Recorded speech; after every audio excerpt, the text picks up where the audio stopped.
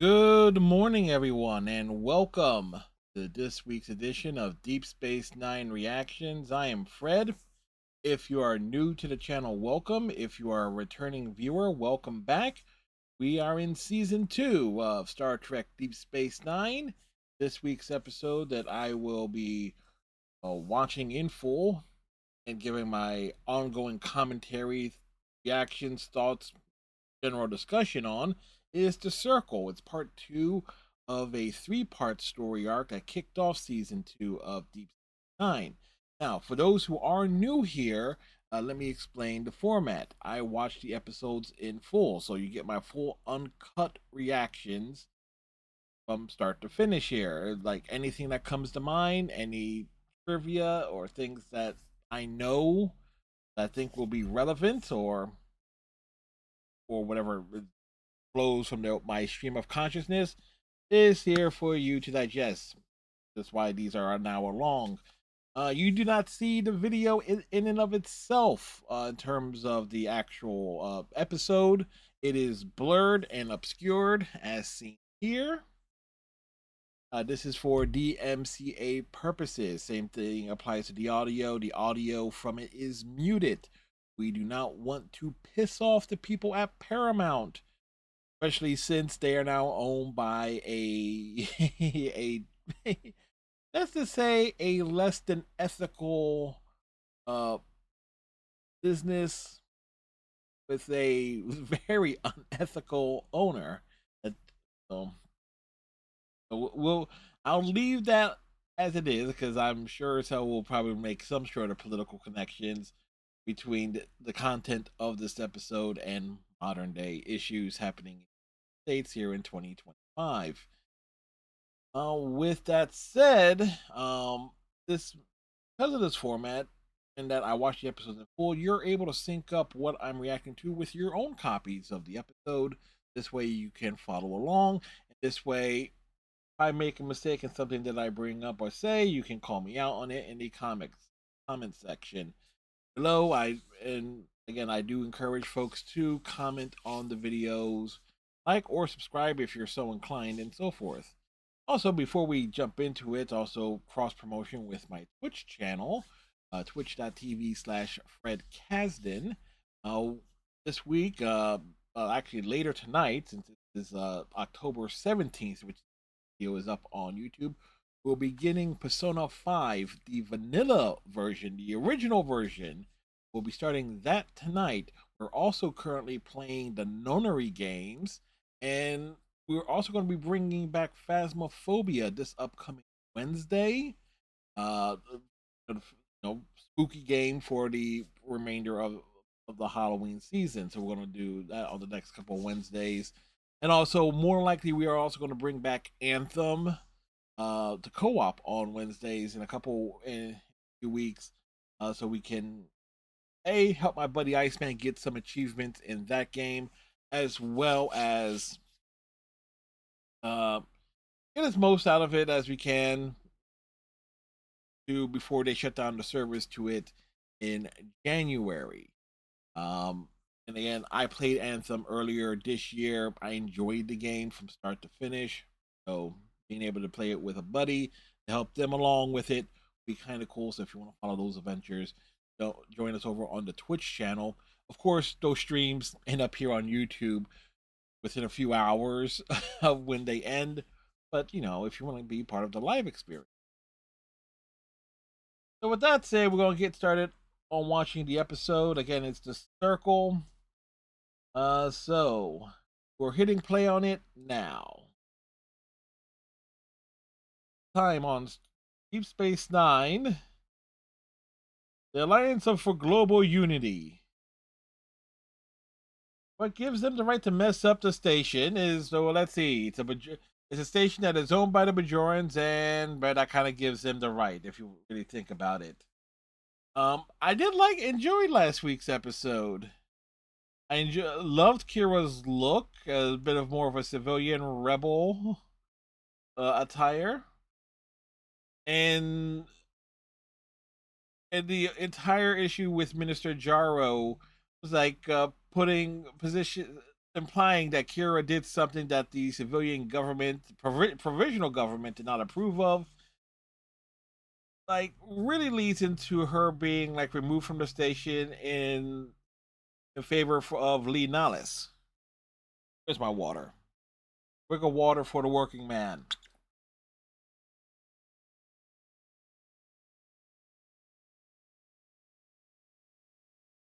And now the continuation of this fine trilogy. As it's 9 a.m. at the time of this recording, Mr. Gyro is being surprised by Cisco's reaction.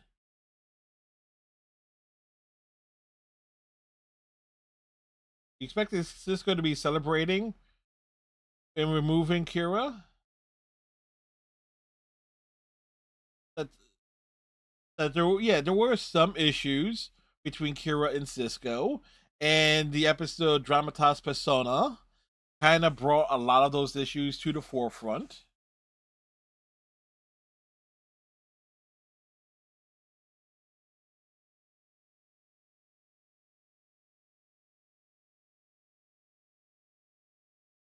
Yeah, yeah. Kira is being moved off because she brought Lee Nallis back, but it's not because she's being promoted, because it interferes with Jaro's plans.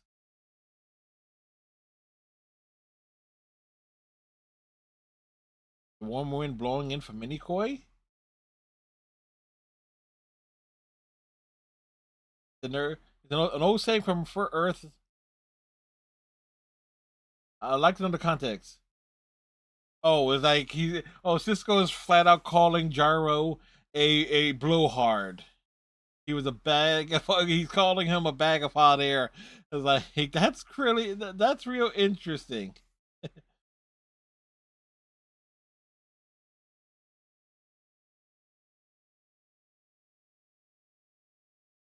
Yeah, Cisco is like is seeing right through Jaro here.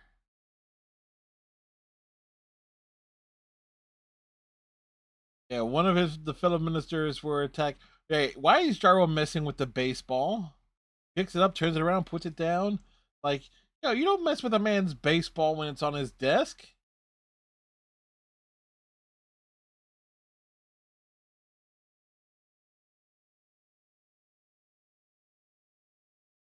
Yeah, you put Leonalis on the station where he's out of the way.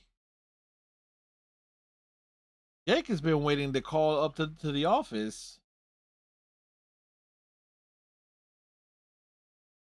Oh, yeah, there's something wrong. Somebody tagged the quarters.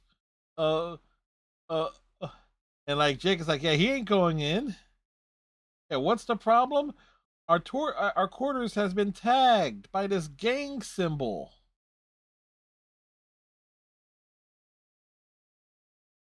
I kind of wonder, is that just Avery Brooks acting, or was he like the idea of somebody tagging, like putting a gang symbol up? But essentially, that's what the circle is.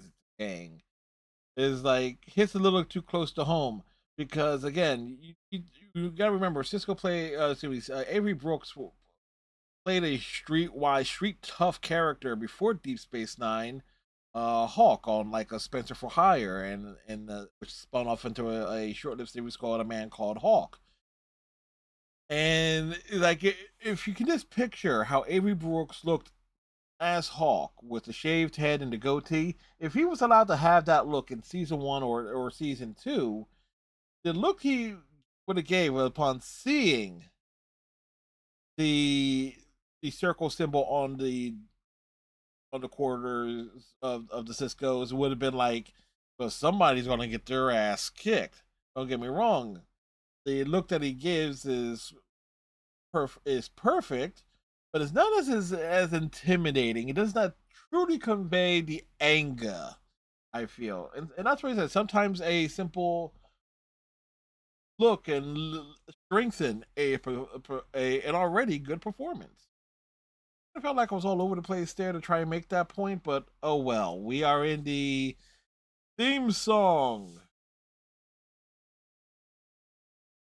And I will admit, I have listened occasionally to the Delta Flyers podcast. I try I, and mostly for on the episodes that I have not rewatched yet to like avoid like getting the rather inane insights from. I'll say this right now: Robert Duncan McNeil's head is so far up his ass, it's not even funny.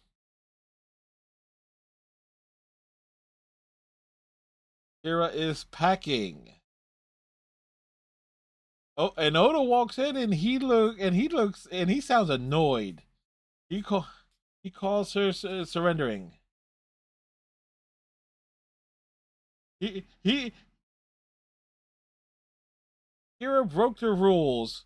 Like how did like yeah he broke the rules by bringing rescuing a hero.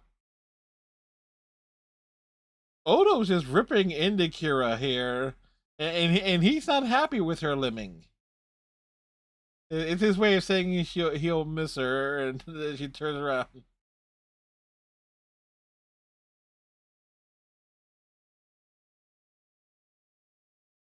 Oh, this is the episode where no Briar debuted in at the end of season 1. Vedic Win is back in this episode. Odo's taking credit for smoothing Kira's rough edges. Like they kind of even each other out. Ah, here comes Dax. Brian the Synthale. How can they be chatting about skin lotion at a time like this easily? And who's next? It's Bashir.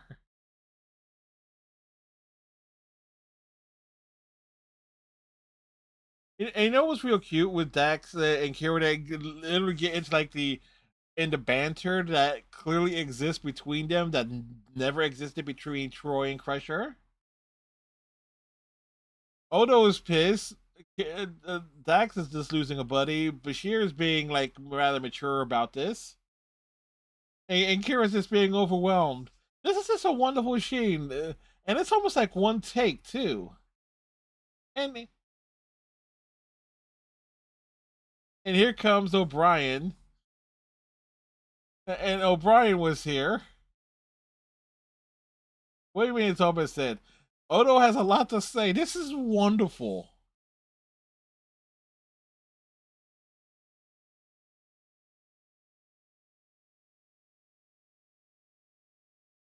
And O'Brien is here. It's like it was a pleasure serving here.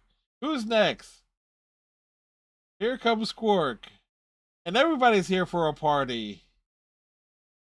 This is like a Marx Brothers scene. Like one character walks in and then another and another.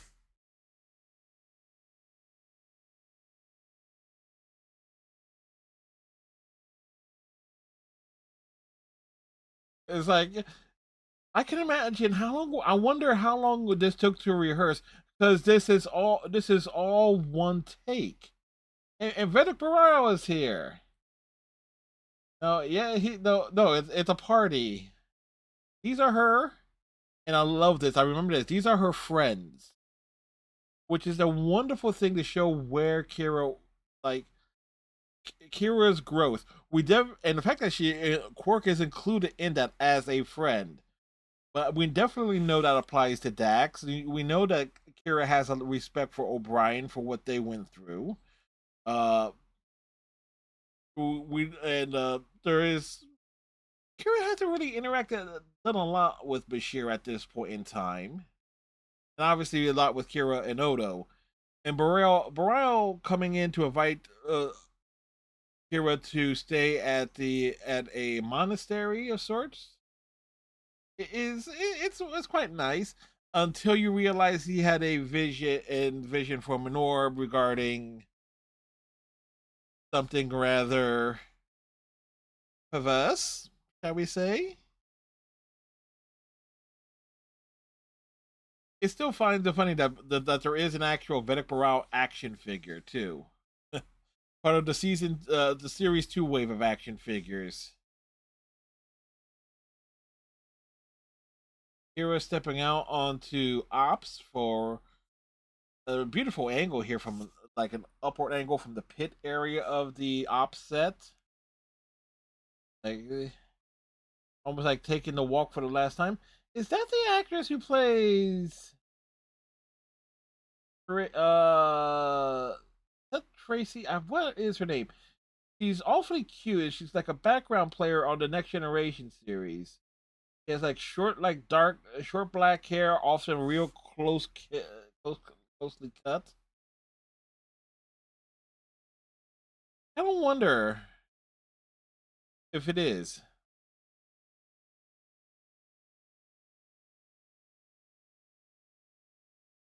I do like that uniform for Lee now. That's a nice little like a grayish purple on the majority with like the upper on the shoulders.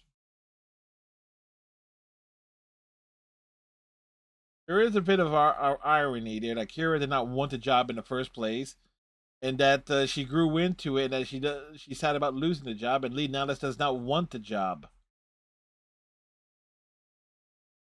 Vark fit into this command structure. Like, how does it fit in? Reports to the prophets. Hey, you might ask for some help.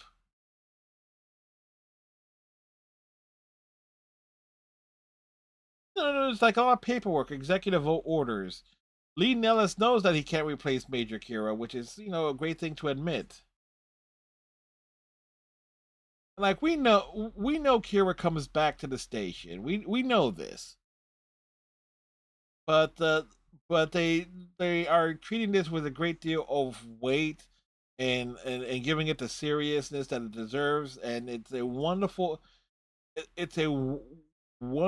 scene, and the fact that it's taking place in the this is part of a large again. This is taking place in a three-part story. So we're essentially in Act Two of said story, which is a funny thing to say when you consider like each commercial break for a television show is like okay, Act One, Act Two, Act Three, Four, etc. Wonderful shot of Bajor, a little mix of live action with paintings. And I know this is a park or like some sort of garden center in Los Angeles where this scene is because they use it several times for different scenes. Kira's playing with the rocks. It's very crooked.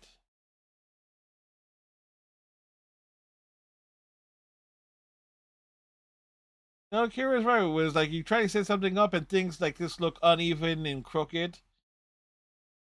It's a but I do like again. This is here the combination, and this is I'm going to comment on non-visitor here. Combination of greens and reds for clothing really bring out really complement non-visitor's natural beauty. So it's again, I love this ensemble that she has on. It's like a green undershirt with a red shirt and like a which a with a larger like almost like a vest on top of it. I want to say it's like a dress, although it kind of is, but she does look like she was wearing like some pants. Kira has none of the skills. And no, here's something to that's revealed here. Like, so it's like in the since Kira grew up during the occupation, that they were like finger painting was allowed, which is kind of odd to say. But one has to remember that not everyone on Bajor experienced the occupation the same way. Barao comes across a bit creepy here with how some of the lines that he is delivered.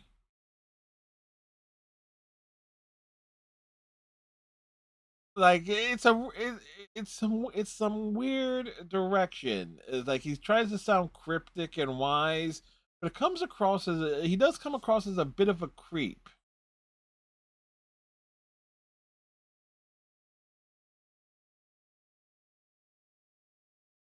But they do keep the character around for like a couple seasons.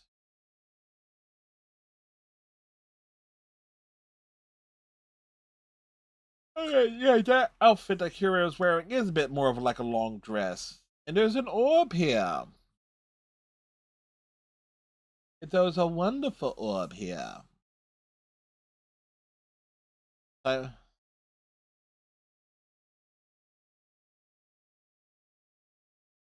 like, address the orb, Kira. Open it. There at the bluish orb. And when you figure that the first orb was was a greenish one, the third orb, the orb of prophecy and change. It can see the future. What do? Yeah, be useless. Just let the prophets, you know, give you some insight.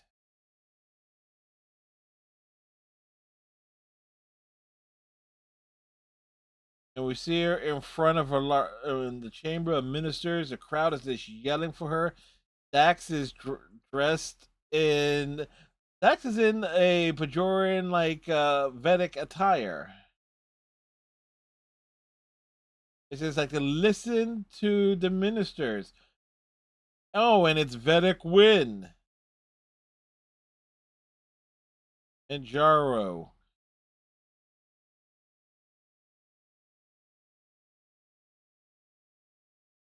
Oh, to put Barao in a Bajoran uniform works nicely.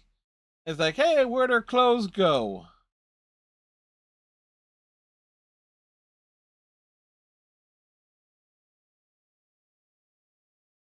It's like unnecessarily stripped down, unnecessarily creepy to have like Barao also in the buff behind her. Again, keep in mind this aired on broad syndicated television back in 1993. Certainly overly erotic, and and the vision ends as soon as the kiss begins. If memory serves me right. Yep. Yeah.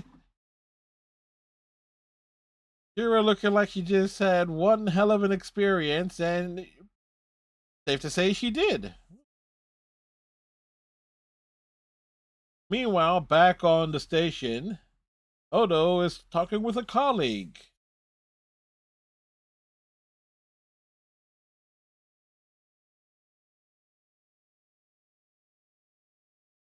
I love that's a great shot. Quark walking in and he's standing and you see the top of Quark's head behind this like communication screen that Odo is using. Although it's not the usual. That's that's odd. I don't think we've seen Odo use like this pop-up monitor months. Wait, what's Quark talking about? Original government. Quark has heard something. Like it's time to leave. Time to get out the hell out of jobs.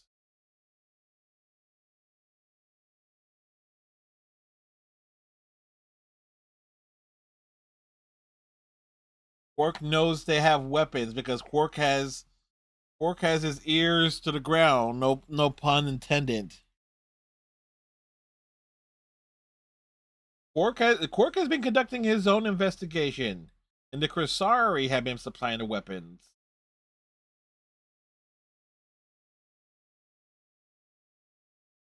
And Quark knows because Quark is like people talk to Quark because Quark does some shady things.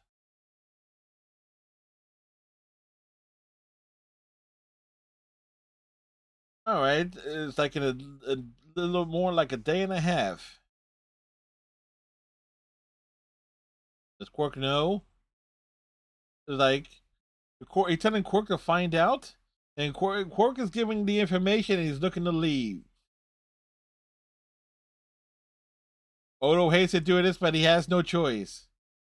He hasn't done anything yet, Quark. It's not fair. You're a deputy. You've been deputized. The Quark is probably not thrilled with that. You, Quark and Odo, a team. Yeah, it's like that laugh is just perfect. You either help out or he's putting in his cell. On what charge? Oh, impeding an investigation. Yeah, okay.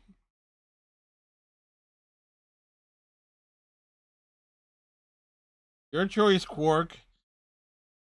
Like he's giving you a choice here: be a deputy and help with the investigation, or get locked in a shell.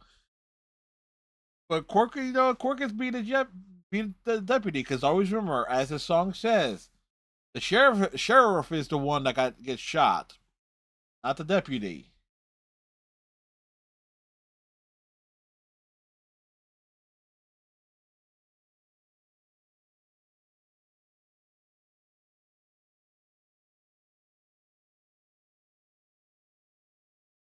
Three people hang a man at a handkerchief. Oh, more things on the station have been vandalized.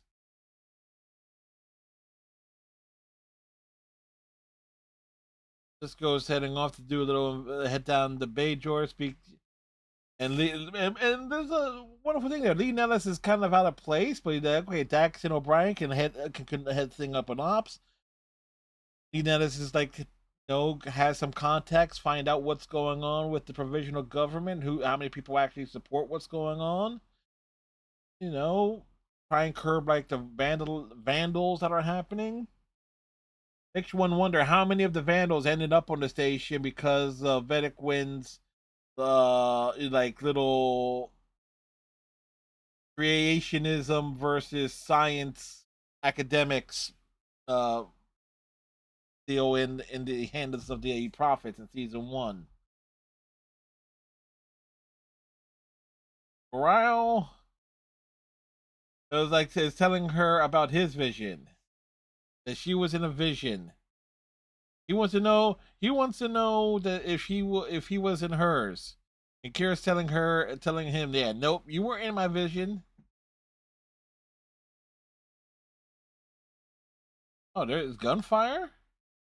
Oh, there is Vedic Wind up there on her high horse. That's again credit to Louise Fletcher. Yeah, you know exactly who she is when you know who Kira is.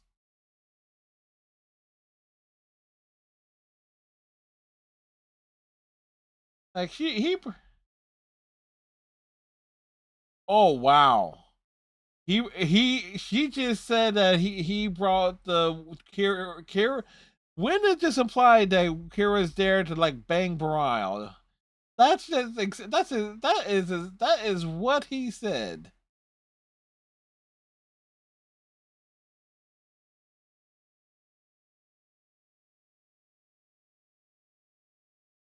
Winston trying to say that she consulted with the assembly in advance as a courtesy.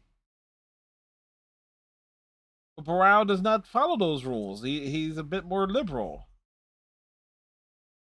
Uh, Feel free to say as many days as you like, even a week. Ah, boy. You just want to take the character of Vedic Win and toss her out the airlock. Where's a Prothean when you need one? Yes, that is a Mass Effect reference. Come on, you gotta appreciate that.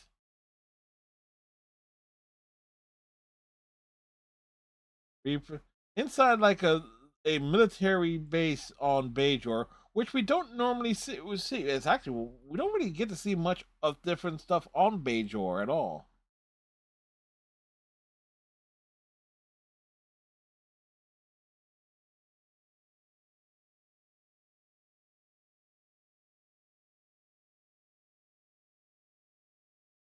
Hey, but they met before.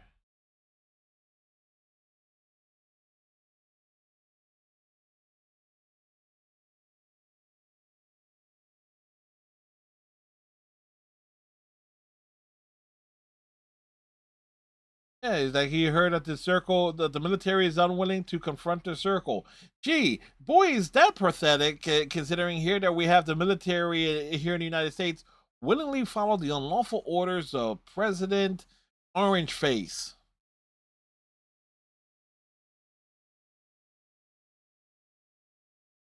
The current government will only stand if it has the support of the government. They're all patriots. That's the problem. There's a difference between patriotism and actually doing the right thing. And if you do anything for the sake of patriotism without actually considering what is actually what is actually the right thing and the moral thing, then you're in the wrong.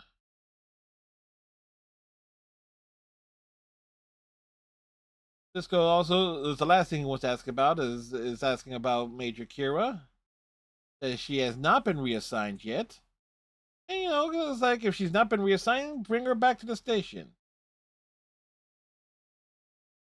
But Garo has Kira is going to assign Kira, which is kind of weird because Kira holds a major has a military position, which is very weird.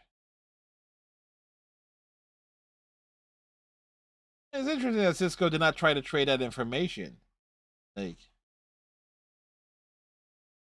Cisco is very straightforward. Not just like, okay, here's the information first about the Krasari, and like we want to bring Kira back. Didn't get not successful.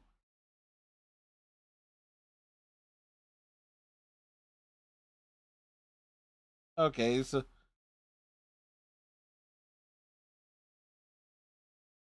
Nellis seems so unsure of himself here, and now he has to step up. Who's he got to talk to?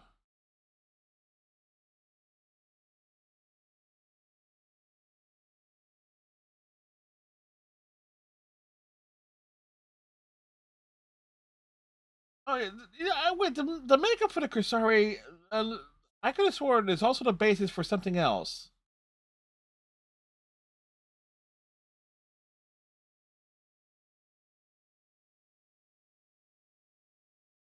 O'Brien is in the background searching too. They're going to be searching everything.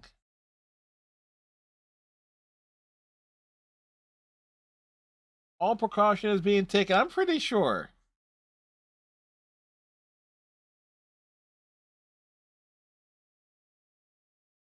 Yeah, a few minutes, a few hours. Come see, come saw. That's all.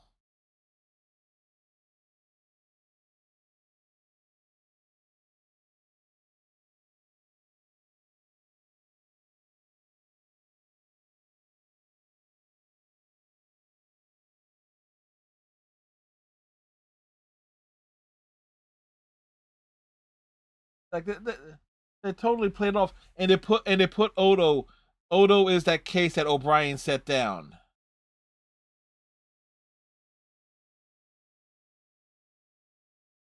He puts a little he puts a little thing on the wall to activate a communication. That's weird. Hey, a little neat morphing effect from the panel to a rat.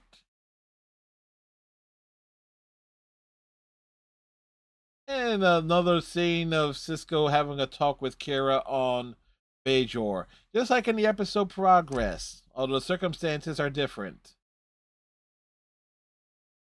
She wasn't meditating, she was daydreaming.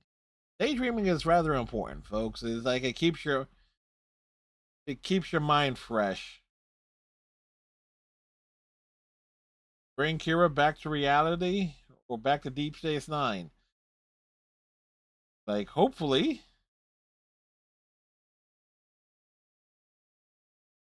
Like Kira wants to be back on the station. It's giving her a lot to think about. And think that Cisco, the only other people that has straight up encounters with an orb are Cisco and Dax. And now Kira, and we know Barao has. He's heard the gunfire. And you know what's the real funny? Again, since this was filmed this is again, this location is an actual location like in Los Angeles. The idea is like, oh, like she heard gunfire in the distance. Chances are they didn't really have to pretend that. The good chance that they actually could have heard gunfire when this was being filmed. Actual gunfire.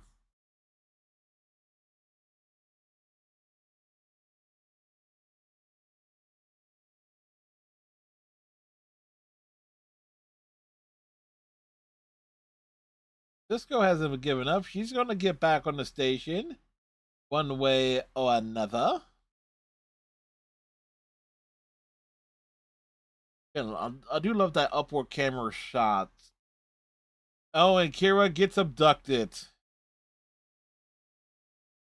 by the Circle Goons. They hit her with the hypo spray and she's knocked out. Carry her away. Meanwhile, aboard the Krasari vessel, Odo is a rat. And there's a Cardassian that beams on. From where exactly? Was everything in order? Oh, it brings the weapons on board from there.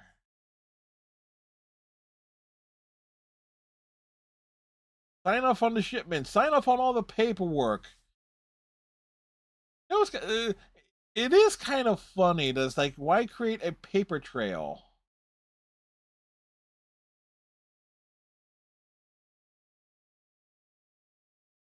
And meanwhile, Kira is now in a cave. And Minister Jaro's true allegiance is revealed. Wonderful use of the Planet Health set with Jaro standing up on the high ground.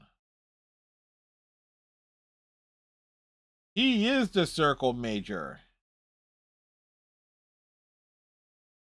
Yeah. Last thing he needed was a war hero capturing the devotion of the Bajoran people, not when he's trying to usurp power for himself. Again, doesn't that sound... Again, the parallels between character of Minister Jaro and Donald Trump, and rallying support with racist tendencies and disguised as patriotism and so forth, is it cannot be understated. I mean, in the fiction, it's great for an episode of television, but in reality, it fucking sucks. Like, if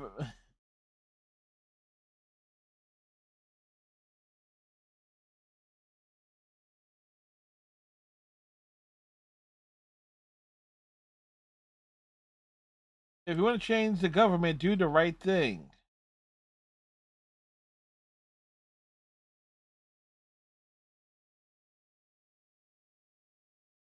What the Federation will do, well, is, like, Kira was not tell you willingly.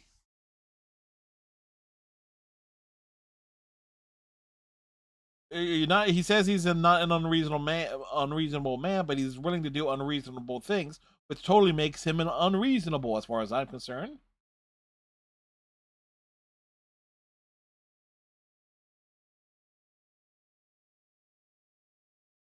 He's trying to find out what will Cisco do? Like, what will he do? So that, and Kira sees right through. Is like, yeah, this is why you brought me here. Find out what Cisco is going to do, because at this point they haven't really played up the emissary aspect of the Cisco of Cisco too much. It's only in like in a couple in like the episode Emissary Battle Lines where Kyle Paka dies, and then when Vedic Wind meets them for the first time. Uh,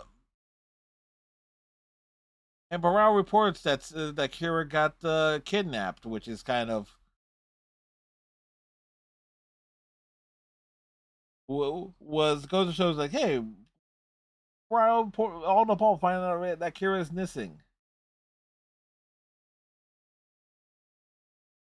And I noticed that he's not necessarily volunteering to says like it's like maybe his name carries some weight.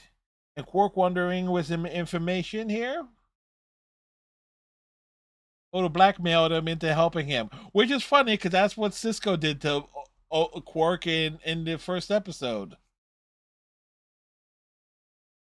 Quark found out some information because he's a good deputy. He's got the ears for it. He got the lobes to be a deputy.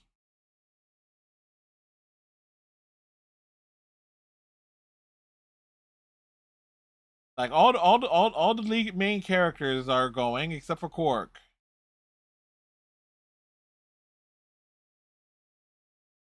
O'Brien's talents with the transporter. No, Lee Nellis is going. Eh, he can do this. But he can fight in the trenches and he takes orders well. And he owes Kira. He owes Kira for rescuing him. So Dax gets left behind. A wonderful shot there with Quark with the turbolift goes down from the POV perspective, and Quark talking about being compensated. Talk to Odo about that.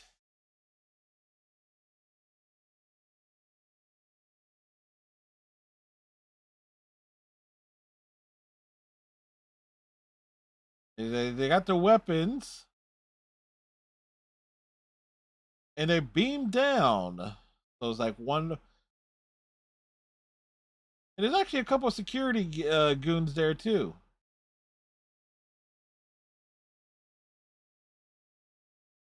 Only 5 dudes, but they're more well armed than a Galaxy class ship. Then how many weapons were on a Galaxy class starship? Or you can actually look at it as like the Galaxy class starship, aka the Enterprise D, was a glorified cruise liner.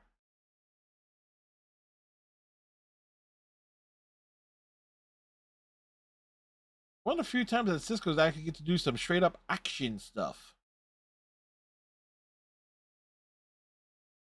One down, one security geek down, and Bashir is going up to Kira.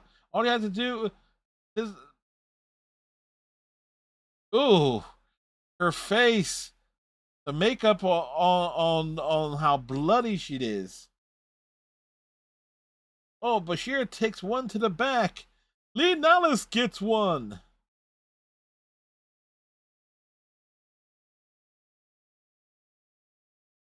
So it's like a successful rescue plan. Not as big and as dramatic as the big action set piece in the previous episode, Homecoming, but pretty impressive.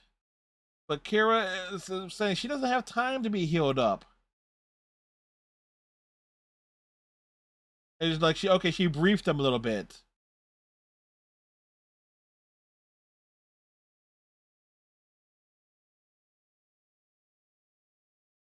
Much to Grace or Whisk. And Odo is back reporting that the Cardassians are supplying the circle. That he's got the proof. Which goal? Like the Cardassian, it's all the plot here.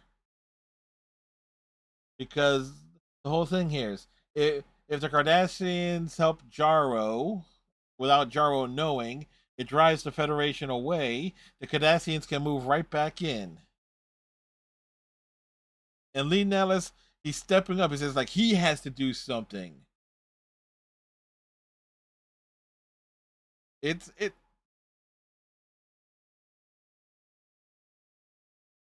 it's it's real impressive.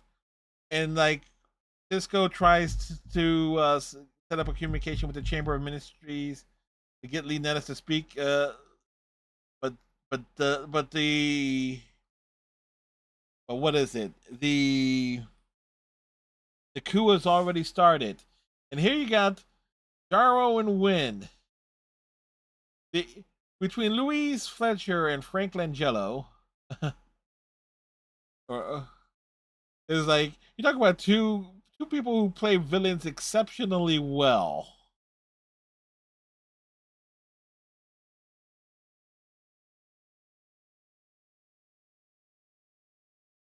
And he's certainly playing on her like he knows her ambitions. Like he like it like because Wynn's ambitions are totally aligned with his.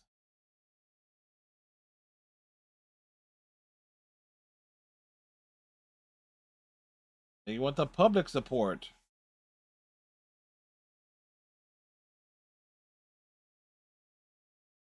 Yeah,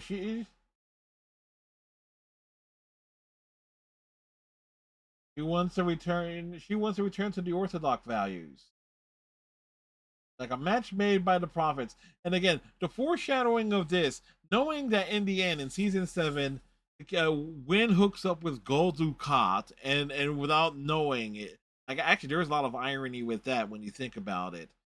Because here's Jaro, who is his entire plan is being supplied for with being involves being supplied with weapons that are coming from the Cardassians that he doesn't know about, and forming an alliance with Vedic Win.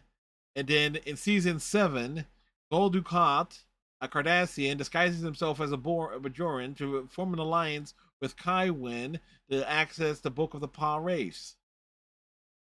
So, so, so the parallels there are quite strong. It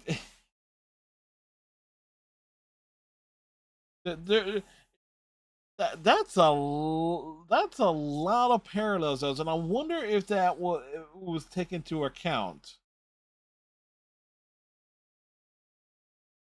Win wants to be part of that leadership. Jarrow knows it.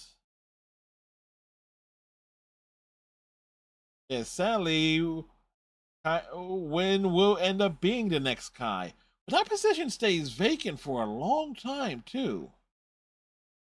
He doesn't become. When does that position? Does that position doesn't get filled until season 3? Yes, and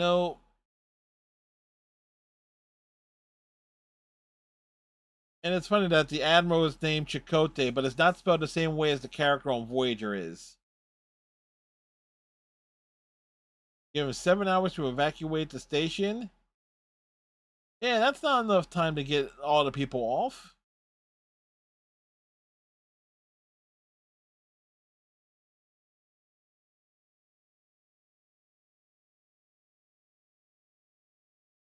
Asking if the admiral asking if Cisco is preparing for to withdraw when all they have is 3 runabouts is real funny. And I think this guy who's playing Admiral Chakotay also appeared in an episode of the Next Generation around the same time.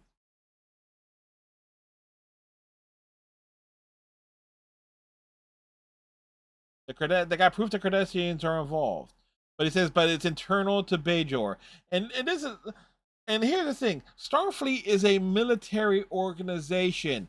The federal, if Cisco is speaking to someone of like a at the on the Federation Council, there's a whole entire difference there. It's like, why is an admiral making such a judgment call on a political situation? That that that does not make that has never made sense to me.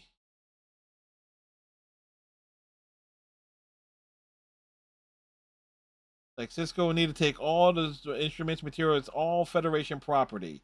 How long would that take? Like days, a week minimum. So not everyone's going to be off the station in those 7 hours.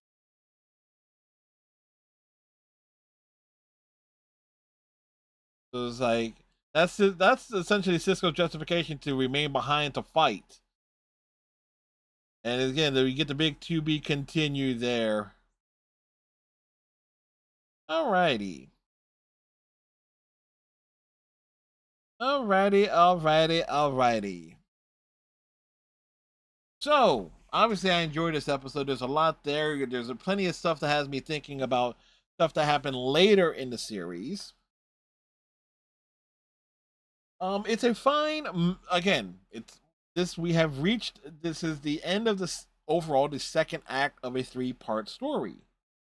So what we got here is like, okay, the big revelation that Jaro is leading the circle, that he's forming an alliance with Vedic Win, like to get her public support, that the entire political coup is happening on Bajor.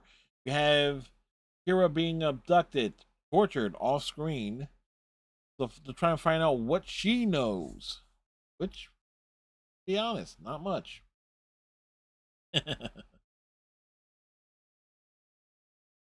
then you but the one of the things I love about this episode is Lee Nalles gradually getting more into the swing of things. Once he steps up to the interacts with the Kasiri captain in that scene, then we see him a bit throughout the course of the episode. We see Lee Nalles like gradually adapting to the role of being the first officer on the station, which is actually quite a lot considering that he doesn't want the job, but like okay, he's given some responsibilities. Like, hey, your name carries some weight. See if we can use that. Find out what the hell is going on.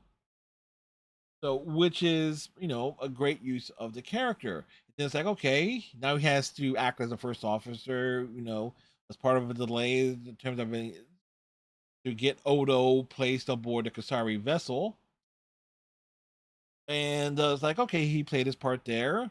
And then when the rescue of Kira happens, he's like, yeah, you know what? I'm going on this mission because, hey, I don't know how to be a first officer. I don't know what a Navarch means, but you know what? He can fight.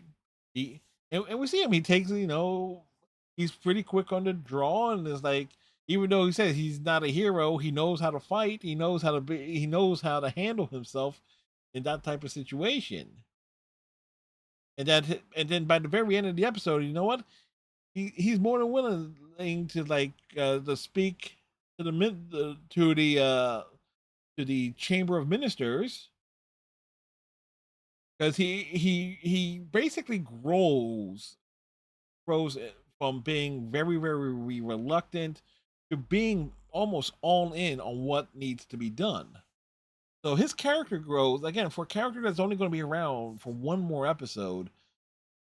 Lee Nalles properly shines. Great character moments with Quark and Odo is like Odo deputizing Quark because Quark is able to find out information that Odo can't because everyone knows Quark gets in on a little bit of the smuggling and such from time to time. And he's also by keeping an ear out. It's mainly for Quark's own self preservation. But the whole entire scene of Quark, being deputized was great for comedic effect, and it has a wonderful payoff because he's able to find out where Kira is. So it's again, it's a